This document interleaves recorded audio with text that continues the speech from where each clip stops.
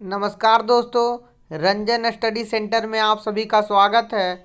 जैसे कि कल वेस्ट बंगाल बोर्ड क्लास 12 का इकोनॉमिक्स का एग्ज़ाम है, तो आज के हम इस वीडियो में इकोनॉमिक्स के कुछ लॉन्ग लॉन्ग क्वेश्चन का महत्वपूर्ण लॉन्ग क्वेश्चन का वीडियो बनाने जा रहे हैं।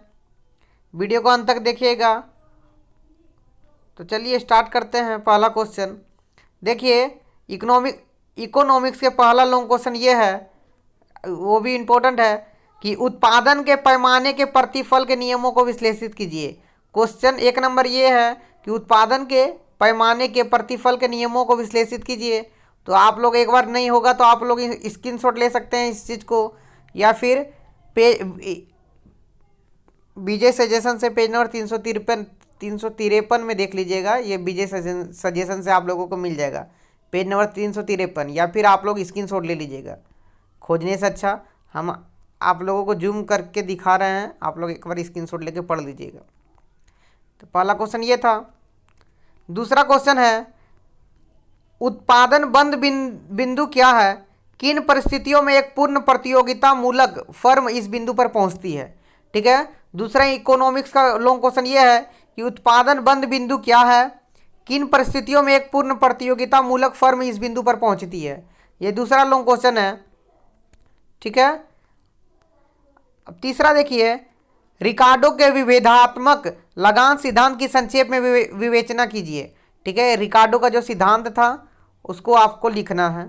ठीक है। आप लोग जूम करके एक बार स्क्रीनशॉट ले सकते हैं।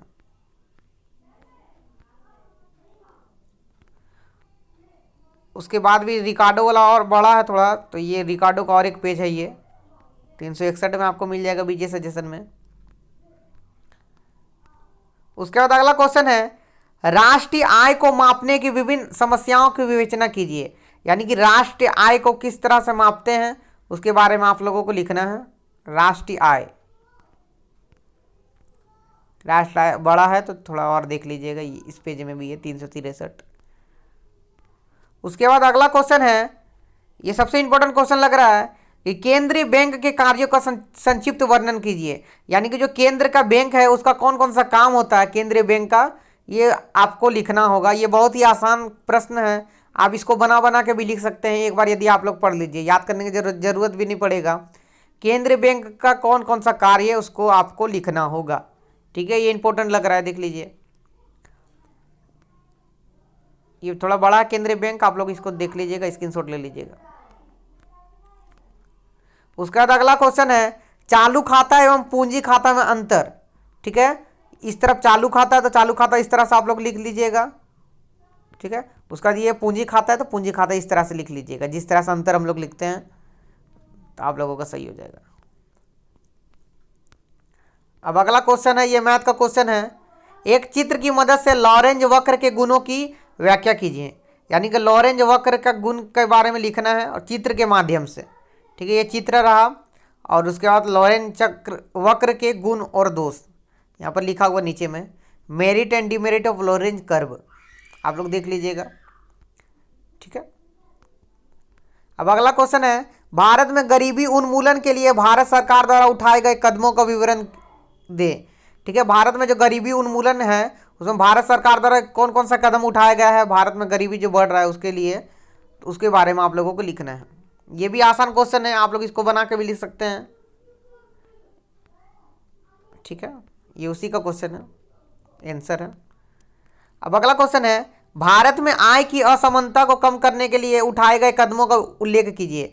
यानी कि भारत में जो आय की असमानता है उसको कम किया जाएगा तो किस प्रकार से किया जाएगा, और कौन कौन से कदम उठाए जाएंगे उसके बारे में आपको लिखना है। भारत में आय की असमानता को कम करने के लिए उठाए गए कदमों का उल्लेख कीजिए। ठीक है, ये उसी का है। अब अगला क्वेश्चन और लास्ट क्वेश्चन है इकोनॉमिक्स का, भारत में बेरोजगारी के प्रमुख कारण क्या है? यानी कि जो भारत में बेरोजगारी हो रहा है, भारत में दिन ब दिन बेरोजगारी बढ़ती जा रही है, तो उसका प्रमुख कारण कौन सा है, उसका मेन कारण कौन सा है, उसके बारे में आपको लिखना है। ये भी आप लोग एक बार दो बार पढ़ लीजिएगा तो आप लोग पॉइंट याद करके खुद से उसके बीच में जो जो होता है उसके बारे में आप लोग बना के लिख सकते हैं।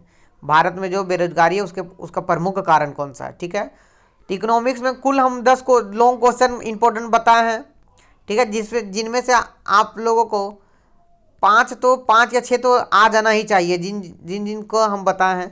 इकोनॉमिक्स में 10 लॉन्ग क्वेश्चन बताए हैं, तो आप यही 10 क्वेश्चन को ध्यान से पढ़िएगा, ठीक है। यही यही जो 10 क्वेश्चन है, इसी में से 5 या 6 आपका कल का एग्ज़ाम में देखने को मिल जाएगा। तो आशा करते हैं वीडियो आपको अच्छा लगा होगा। वीडियो आपको अच्छा लगा होगा तो चैनल में बने रहिएगा, ठीक है। धन्यवाद।